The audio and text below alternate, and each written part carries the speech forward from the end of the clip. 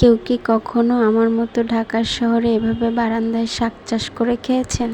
Hello বন্ধুরা, আসসালামু আলাইকুম। সবাই কেমন আছেন?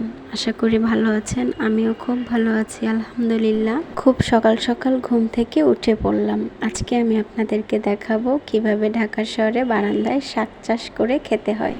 তার আগে সবাই অবশ্যই বলবেন কে কে আমার মতো পুঁই শাক খেতে পছন্দ করেন।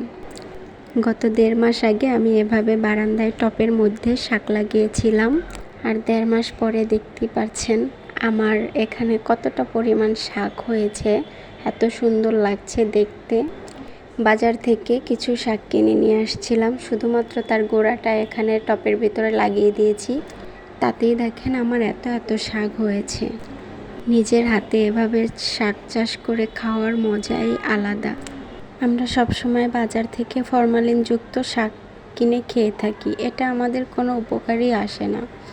আপনারাও চাইলে আমার মতো এভাবে বারান্দায় টবে শাক লাগিয়ে খেতে পারেন। যখন শাকটা কাটছিলাম এত ভালো লাগছিল, মনে মনে ভাবছিলাম ঢাকা শহরে আমার যদি একটা বাড়ি থাকতো, আমি ছাদের মধ্যে কতই না শাকসবজির বাগান করে ফেলতাম। কিন্তু সেই ভাগ্য কি আর আমার আছে? আমাদের মতো মধ্যবিত্ত মানুষের না সেই সৌভাগ্যটা কখনো হয়ে ওঠে না। আসলে সত্যি কথা বলতে কি জানেন, কিছুক্ষণের জন্য নিজেকে গর্বিত মনে হচ্ছিল যে আমিও বারান্দায় কিছু চাষ করে খেতে পারি। দেখেন কত শাক কেটেছি আমি গাছ থেকে। যাই হোক বন্ধুরা, আজকে অনেক বকবক করে ফেলেছি। ভুল ত্রুটি হলে সবাই আমাকে মাফ করে দেবেন, আর সবাই ভালো থাকবেন, সুস্থ থাকবেন। আল্লাহ হাফেজ।